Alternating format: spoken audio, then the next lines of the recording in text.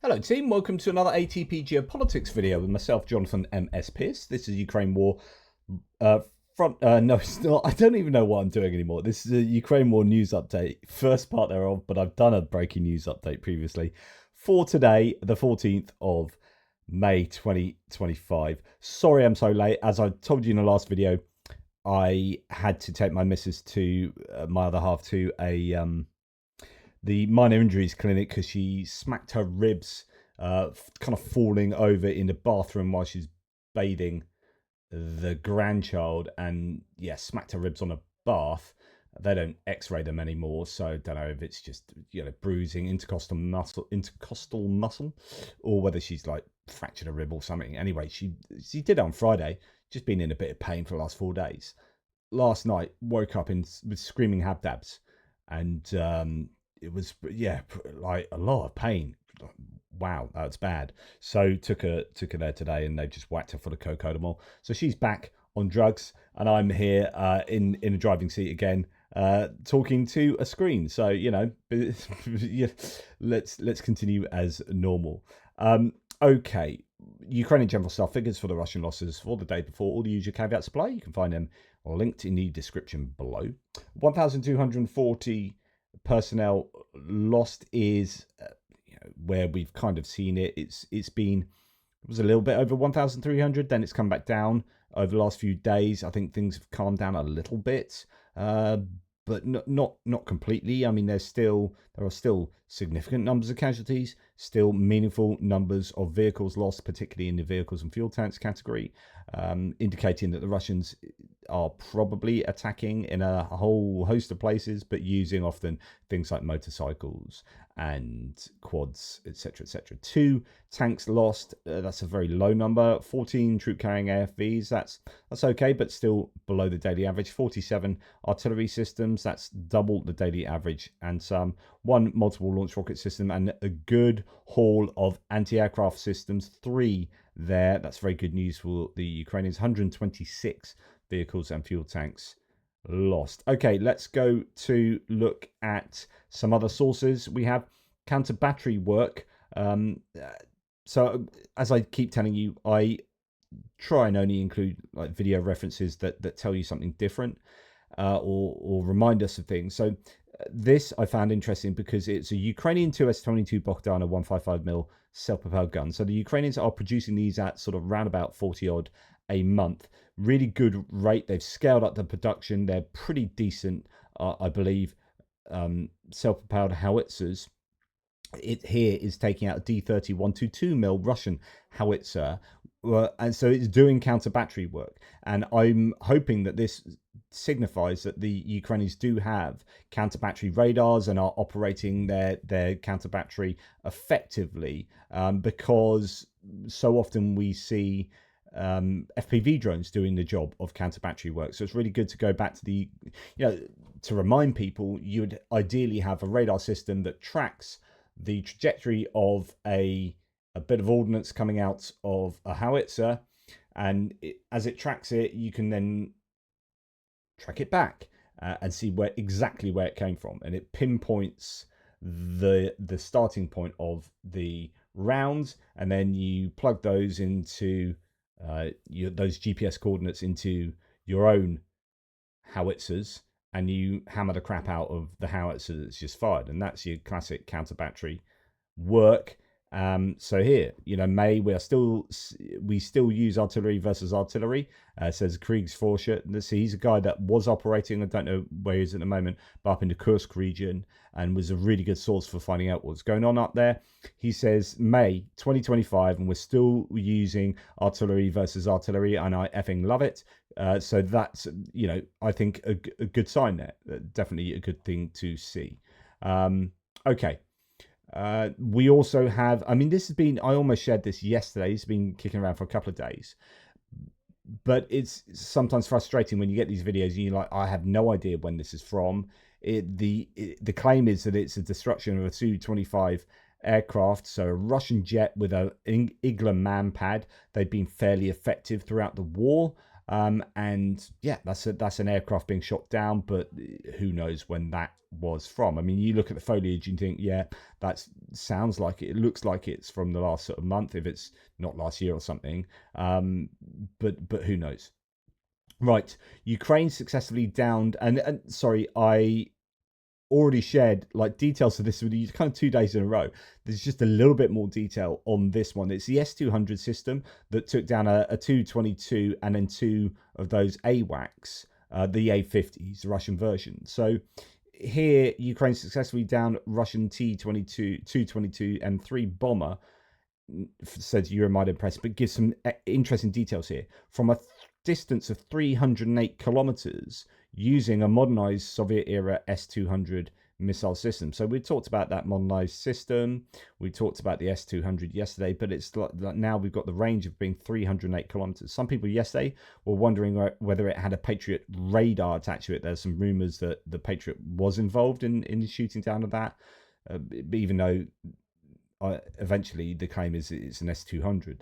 The S-200 system, originally developed in the 1960s, was upgraded with modern electronics to achieve this objective. So that's really good news. Now, a piece in the New York Post here: Ukraine relies on secret weapon in its drone attacks on Russia. Gamers. So we're going to read through this. New York Post is an interesting media source because it's a tabloid newspaper that is very Murdoch-y pro sort of pro MAGA Trumpism usually. Well, it is, but it is also very pro Ukraine, and there have been some pretty critical pieces in here of the American positioning on Ukraine and real pro Ukrainian pieces. So yeah, I like that. I like to see that from such a media source. Okay, they're playing the long game. It says Xbox has given the Ukrainian military a deadly advantage in its war against Russia, officials said, with ordinary geeks proving to be deft drone pilots on the front lines. Foreigners with a lot of gaming experience have become a secret weapon for Ukraine in a battle that's becoming increasingly reliant on drones. It said Oleg Grabovy, a New Yorker and course coordinator for enlistees at Ukraine's 25th Airborne Brigade. Quote, the dexterity you get with an Xbox controller is directly transferable to flying drones, Grabovy of Syracuse told The Independent. The best FPV pilot I ever met was a relentless gamer. The enlistees come from America, Britain, Canada, Australia, and France, many of whom flooded the 25th Airborne Brigade since the war began in 2022, and in recent months after Western support for Ukraine slowed down. The unit quickly saw the influx of young, video game savvy volunteers as an opportunity to open a 3-week selection course aimed at transforming the enlistees into the ace drone pilots plaguing Russia's invasion force. One American who identified himself as Sam, a 20-year-old from Charleston, Georgia, said he was eager to prove his skills after competing in drone racing tournaments across the US. Quote, competing, you fly through 5-foot gates at 100 miles per hour, making tight turns. It's all about precision and reflexes. I'm planning to use everything I've learned to help Ukraine, he told The Independent.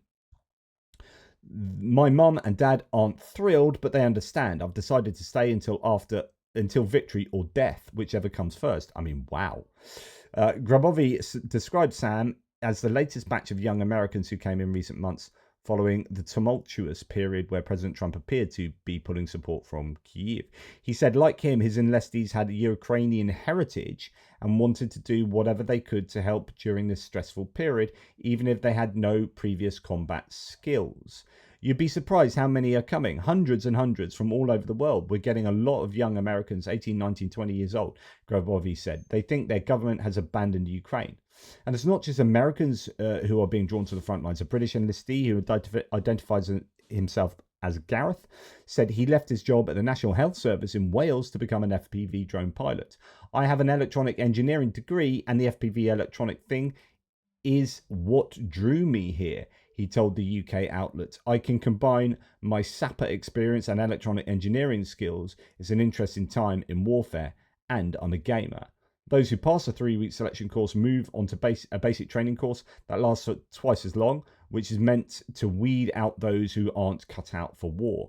Quote, they needed help sorting the serious from the fantasists and war tourists, American Sean McVeigh said about the course he helped put together. Quote, we give people the honest truth.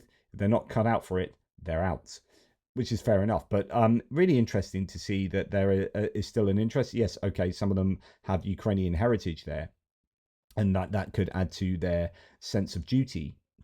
But really good to see there's still an interest in supporting Ukraine in a very tangible way, and that actually there are these transferable skills from gamers using the controls. And I talked about this recently, those controls, but actually talking about it more in terms of the ergonomics of controlling much other bits of equipment, not drones, although drones use these controllers as well, and that obviously lends itself to being something that gamers can do. But I've talked previously about how some tanks are being designed with kind of gaming consoles in mind, gaming controllers in mind, because actually you are going to get a whole suite of people coming in to train on kit that already have those kind of skills. It's kind of intuitive to them, and actually they're just ergonomically practically decent designs as well.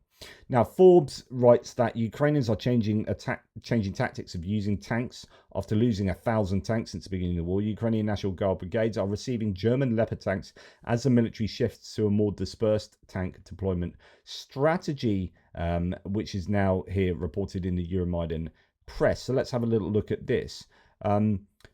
So, according to Forbes, Ukraine is completely rewriting its tank doctrine after losing more than 1,000 tanks during the war. Many were destroyed by Russian drones.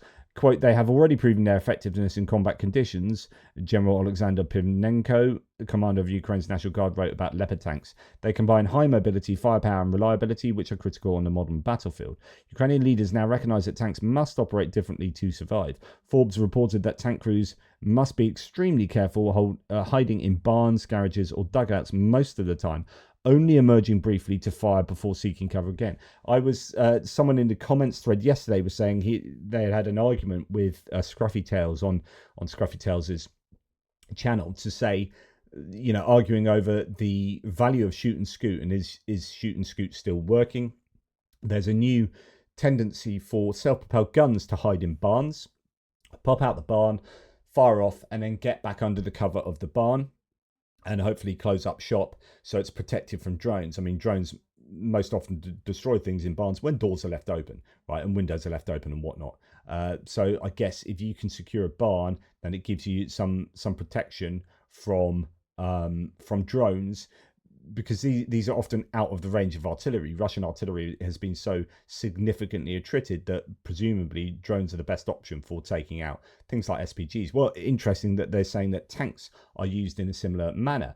Drive them out the barn, pop a few shots off, and then get back in. And does that then indicate that they're using tanks more likely as indirect fire, as essentially artillery?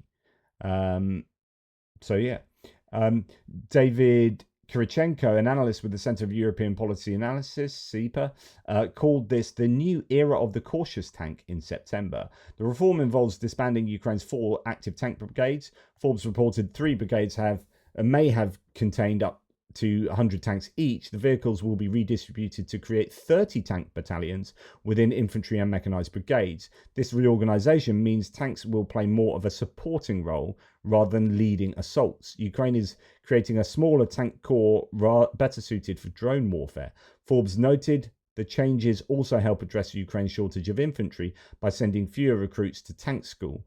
More can be trained as infantry soldiers. Ukrainian media have reported problems with the German tanks. Leopard 2 models have proven vulnerable to drone strikes. I think that's the same for any tanks, to be honest. Their complex design made battlefield repairs difficult, often requiring transport to specialized repair facilities in western Ukraine or even Poland. David Axe previously reported that Ukrainian forces increasingly hide armored vehicles in underground bunkers to protect them from drones. Russian drones have been deployed in large numbers on the Ukrainian front. Russian army launches over 1,300 drones monthly, sometimes exceeding 2,000, often using swarms that include many decoys to overwhelm Ukrainian air defenses. And that's more likely talking about one-way attack drones. I think, Ukraine have the drone advantage, certainly in FPV drones. Okay, I reported to you the other day that a building in Rilsk was hit. Might have been a HIMARS hit. On May the 11th, Ukraine targeted the headquarters of the 40th Separate Guards Marine Brigade in Rilsk, so pretty crack naval infantry brigade, so the Marines, crack group, or at least would have once been. According to reports, Deputy Commander Alexander Danilov is said to have died from injuries sustained during that strike. And indeed, here you see him next to Shoigu, Deputy Commander of the 40th OBRMP, has been eliminated. So, they do have a tendency to successfully strike places around Rilsk and back in the Kursk region, some of these staging areas. And there's been a few times where command posts or, billets where some of these officers have been staying have been hit, and we've had high value targets taken out. So here we have no reports reporting that partisans have damaged a key railway infrastructure in occupied Kherson. In the village of Oleksivka, Henichesk district, they set fire to an electric shaft on a crucial railway line used by Russian forces to transport equipment to occupied Crimea. So that looks like it's actually not in Kherson Oblast, it is in the Kherson region, but much further to the east, over towards the north of Crimea. And we also hear of a train being struck. There are reports of sabotage on a train in the Krasnoyarsk area of Russia. Authorities admit the diesel locomotive caught fire near Balai station. They said there were no casualties. It's over 4,000 kilometers east of Red Square. So that's good news. Oh, interesting. I'll check that out later. On to distant strikes, and we have another night of pretty heavy Shahed drone usage. One ballistic missile and 145 attack drones were fired, of which 16%, reached their target. So creeping back up from some fairly, there was a night of 10 drones previously, and all 10 were taken down during the kind of like ceasefire night. We weren't really sure what was going on Monday night. Were the Russians trying to adhere to a ceasefire? Possibly, but then the night after they're like, nah, whatever, 145, bosh. And then 16% of them got through, which is a pretty high number. 23 drones potentially doing some serious damage. 80 was shot down, 42 stopped by electronic warfare, 122 out of 145, which is really not a good enough interception rate for the Ukrainians, I would wager. A little bit more information on that. The missile launched was an Iskander-M or KN-23, and that was launched from Crimea. 80 drones were, confirmed down in the east, northwest, and center of Ukraine. In other words, everywhere. So Euromaidan Press reports that Russian drone attacks hit multiple Ukrainian oblasts overnight. Russian overnight attack injured 3 people in Kharkiv Oblast and 2 people in Rivne Oblast, damaging civilian infrastructure. So that's, of course, what they say. We don't know what happened to the 23 drones that got through, and one would assume that they were probably going for military targets. Now, Russia reports that 16 civilians on their side have been hurt in the Belgorod region in the last 24 hours. Drone attacks in the border region have been increasing. The governor says 8 of the injured are hospitalized, with 1 critical. He also claims medics and volunteers were among the victims. So claims that the Ukrainians are hitting the Russians too. But no real news of large-scale drone attacks by the Ukrainians. I don't know if they're trying to hold back from doing that in the lead up to these talks in Istanbul, so that they can say, "Hey, look, we adhere to a ceasefire, at least from large drones and missiles," and the Russians clearly haven't. Now, That said, inside Ukraine, there are some claims of some strikes, being a drone attack in the occupied part of Zaporizhia region. According to the Russians, this market caught fire in Tokmak. Russia's installed governor Yevgeny Balitsky says there were no casualties. So there are claims from Russians that the Ukrainians have hit a market there. Don't know what the exact details were, but Max 24 also reported that there was a strike on Russian logistics base in occupied Tokmak at night. So this claim is that a logistics base was hit, but that looks pretty much in the center of a town in Tokmak. So yeah, I don't know if that's a sort of counterclaim from the Ukrainians that doesn't quite add up, or whether that is indeed some kind of logistics hub there. Anyway, moving on to other bits and pieces. Construction of Ukrainian anti-infantry defense lines made of barbed wire in the Pokrovsk front. More and more such anti-infantry fortifications are appearing. And actually, they're not just anti-infantry things, because barbed wire can present quite an issue for obviously for things like motorbikes and even some larger vehicles where they get stuck around the axles and can cause all sorts of trouble.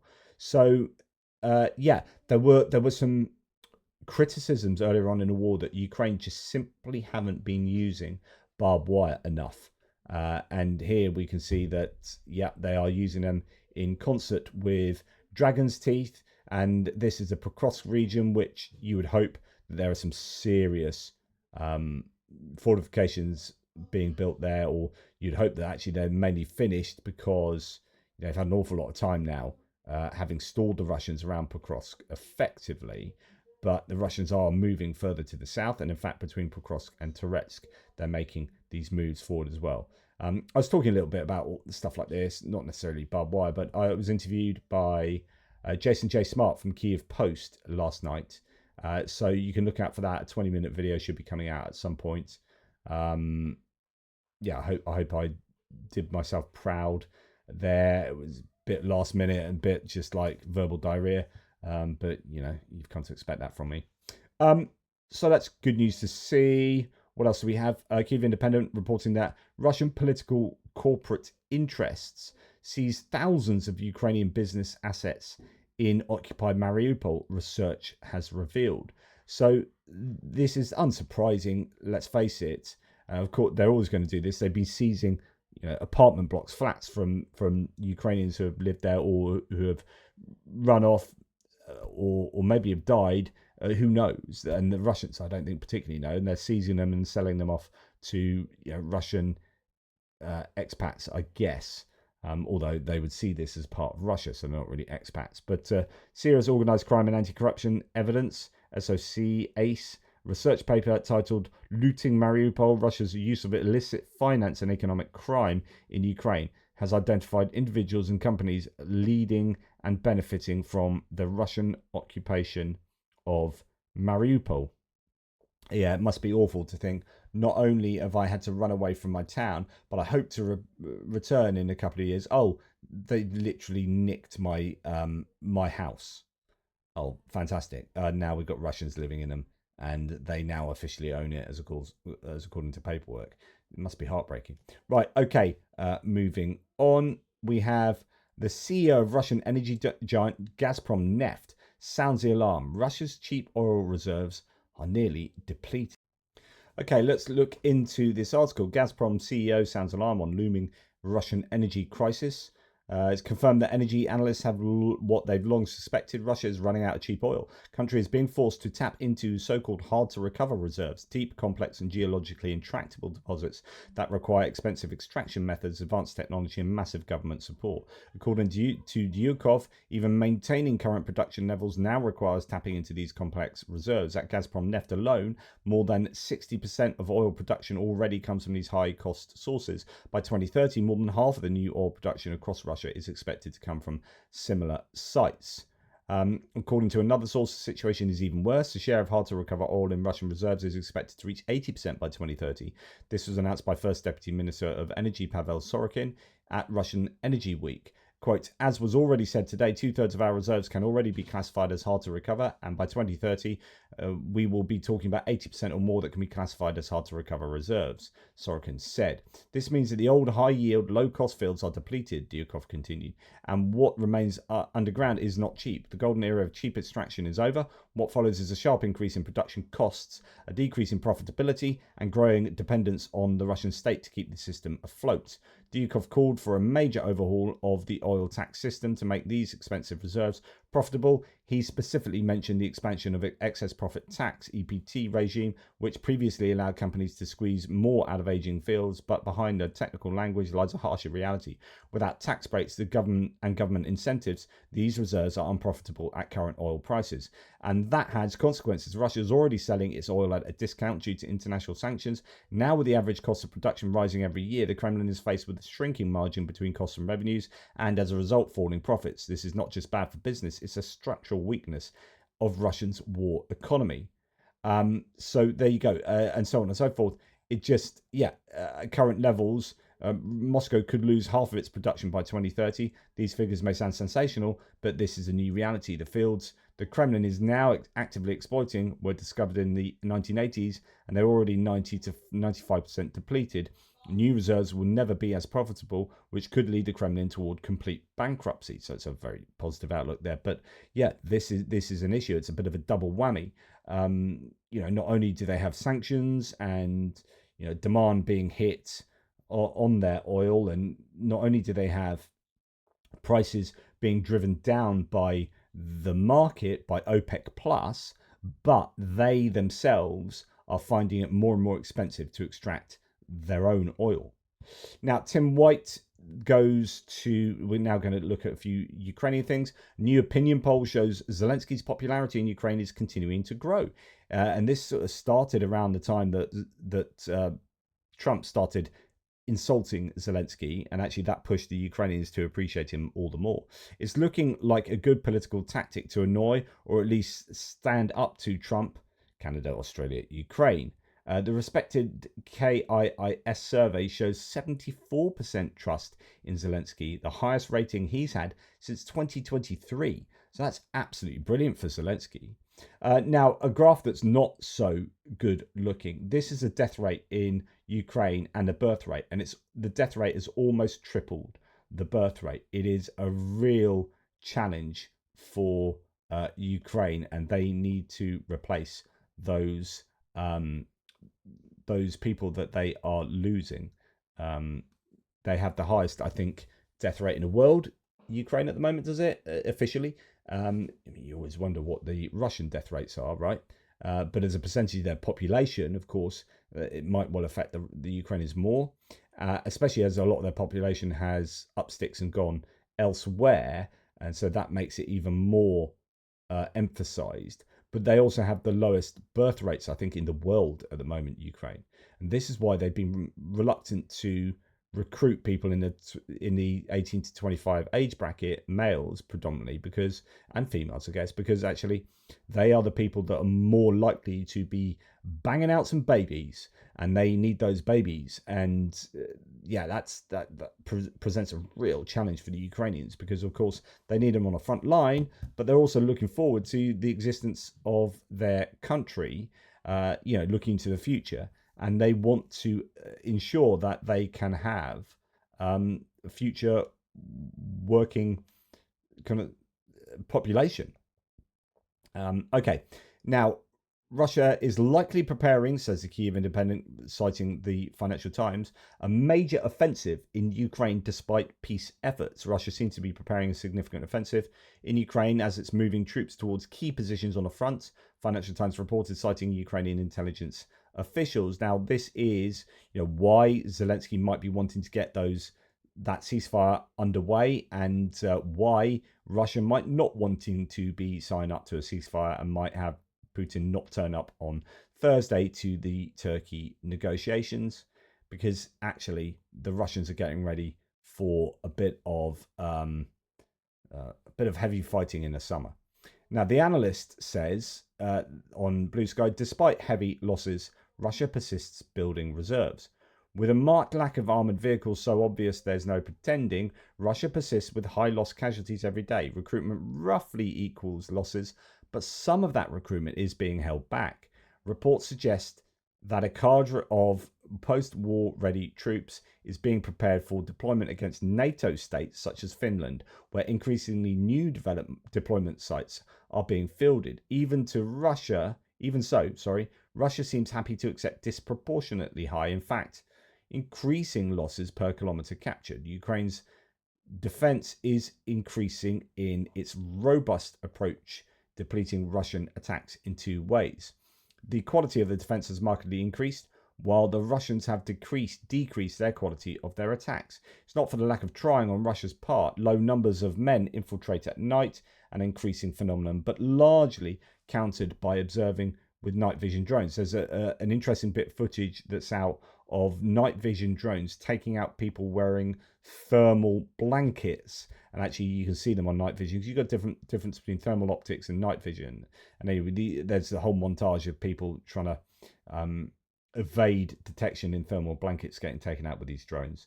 But anyway, it shows that they are indeed, operating at night as much as possible. High-speed motorbike assaults that complicate drone attacks and don't detonate traditional anti-vehicle mines. These have been countered by deploying mines with lower weight triggers, interesting, and faster drones. Russia tries to innovate, but its efforts are weak against a Ukraine that can adapt on the fly and field responses in a matter of days. Russia continues to pour resources into strategic strikes against populations and their civilian support infrastructure.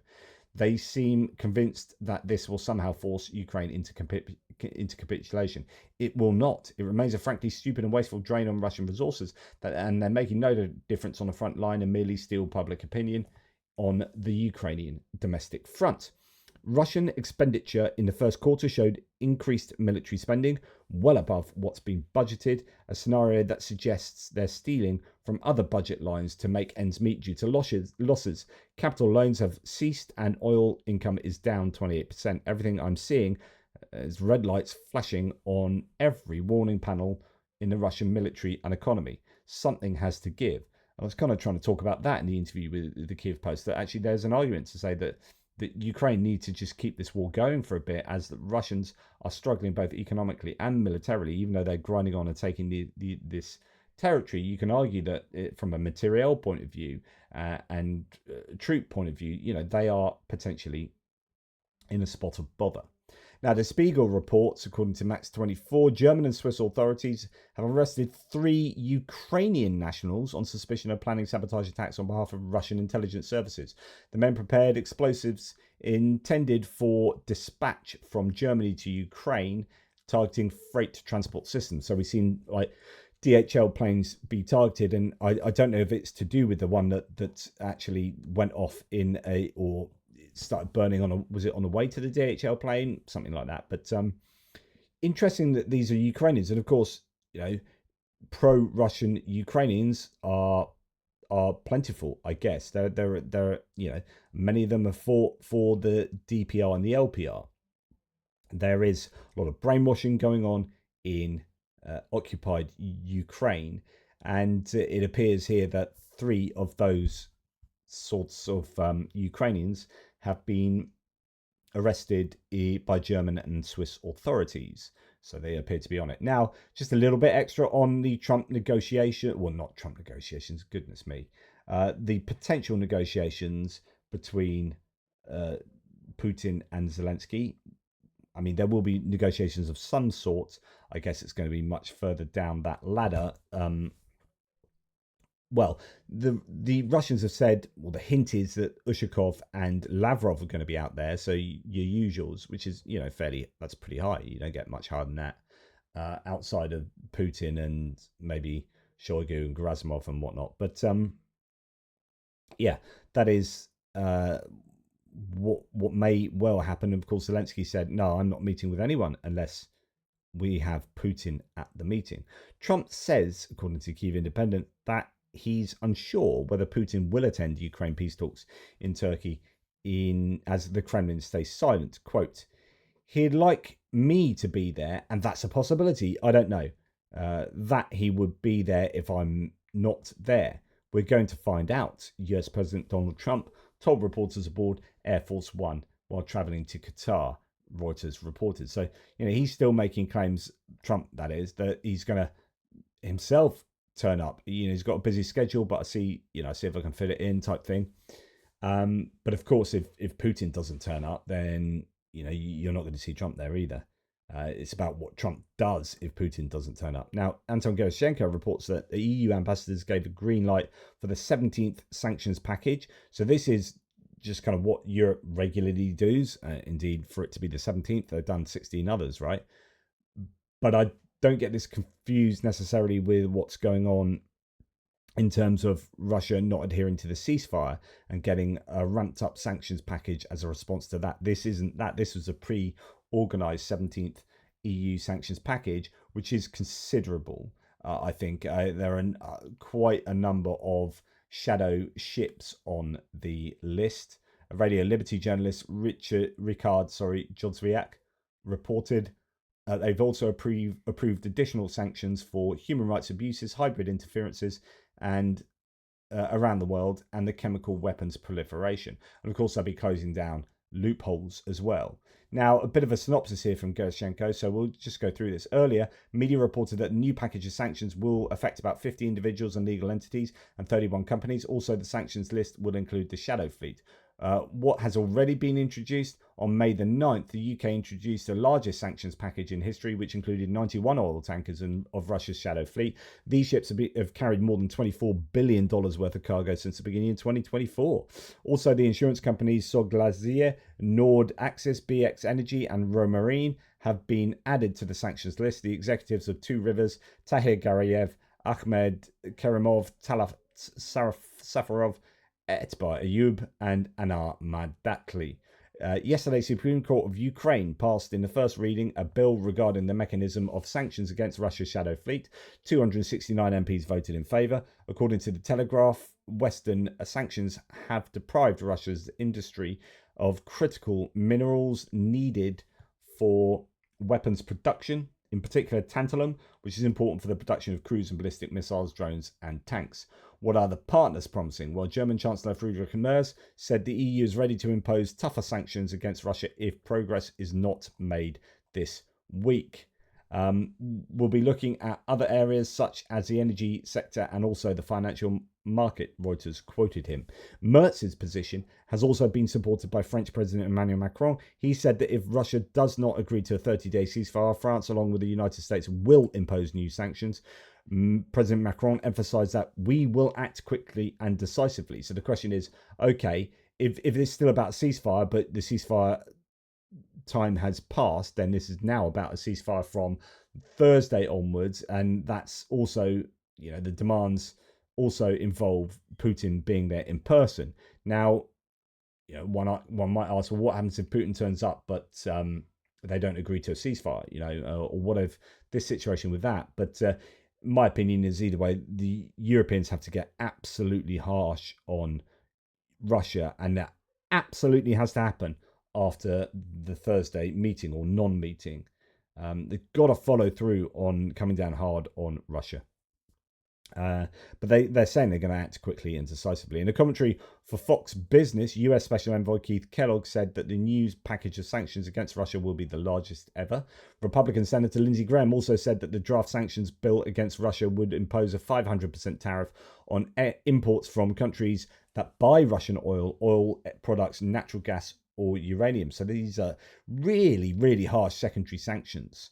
The EU also intends to continue pressure on Russia and prepare the 18th package of sanctions. Executive Vice President of the European Commission for an Economy that works for people, Valdis Dombrovskis, said. He added that fossil fuel exports will fall under the new restrictions. Polish Minister Andrzej Domanski also believes that the most effective way to reduce the revenue stream for Russia's war machine is to limit exports of fossil fuels. Lithuanian Finance Minister Rimantis Sadzius said the 18th package of sanctions must focus on isolating Russia's banking system, and the European Commission spokesperson Paula Pinho said at a briefing in Brussels that sanctions against Nord Stream 2 could be one of the options for additional sanctions if Russia rejects a ceasefire. So there you go. That's Anton Gerashenko reporting on that. Right, hopefully that's a good enough summary for you guys. Thank you very much for watching. Really appreciate your support. You guys take care and toodle pips.